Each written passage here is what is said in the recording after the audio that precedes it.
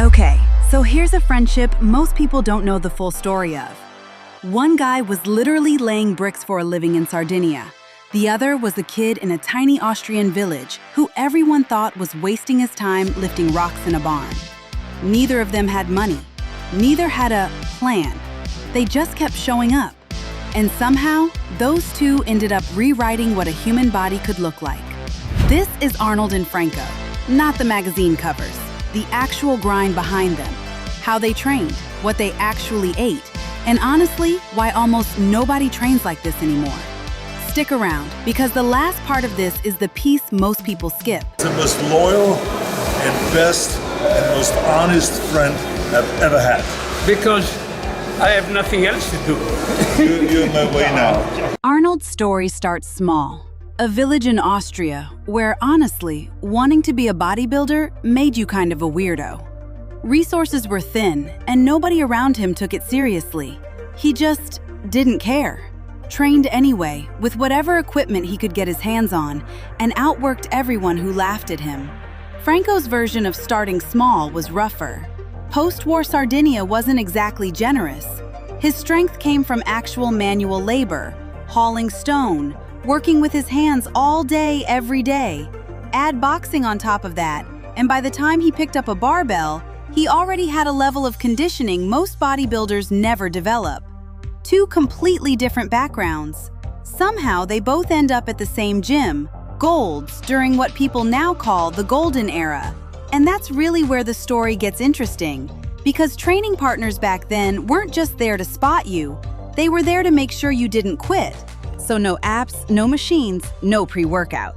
What were they actually doing in the gym? First thing, they trained way more often than people do today.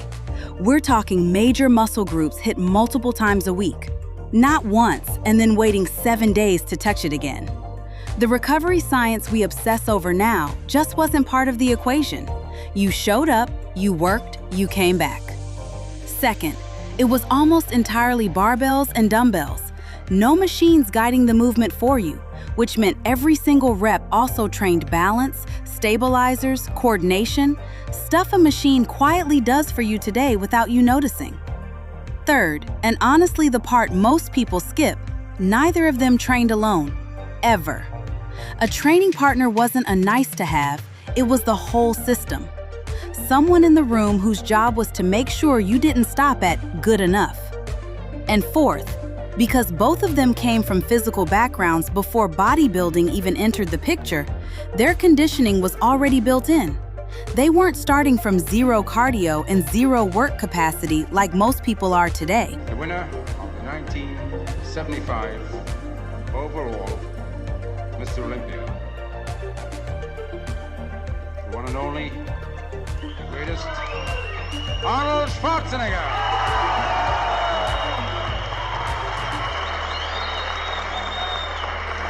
Nobody was tracking macros in 1974. There was no app pinging you about your protein intake. And yet, the top guys of that era ate with a level of consistency a lot of people today can't manage even with every tool available. It was simple food: meat, eggs, dairy, rice, potatoes, bread, nothing exotic. What mattered wasn't precision, it was repetition.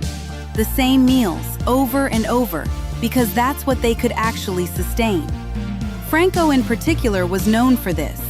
In the weeks leading into a competition, his eating barely moved. Not because he was white-knuckling through some extreme diet, but because he built a pattern he could just repeat. No willpower drama, no falling off. Just the same thing every day. And that's honestly the part worth stealing for yourself. It was never about a perfect diet.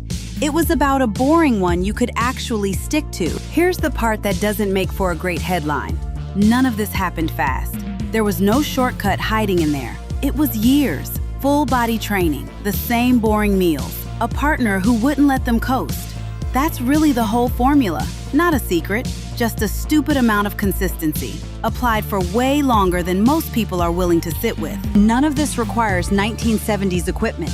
Full body frequency, free weights over machines, a repeatable eating pattern, someone holding you accountable. That all still works exactly the same way today. But here's a gap Arnold and Franco genuinely didn't have to deal with. Our food today, our schedules today, they're just not built the same way theirs were. Getting consistent nutrition in is harder now, not easier, even with more options on the shelf. Which is honestly where a solid supplement earns its place.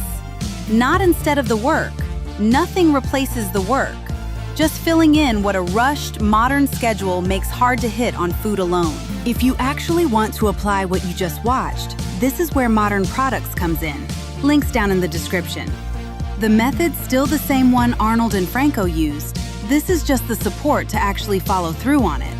And if you want more of this, the real history behind the golden era, not the highlight reel, subscribe because next one's going to be about someone almost nobody remembers anymore.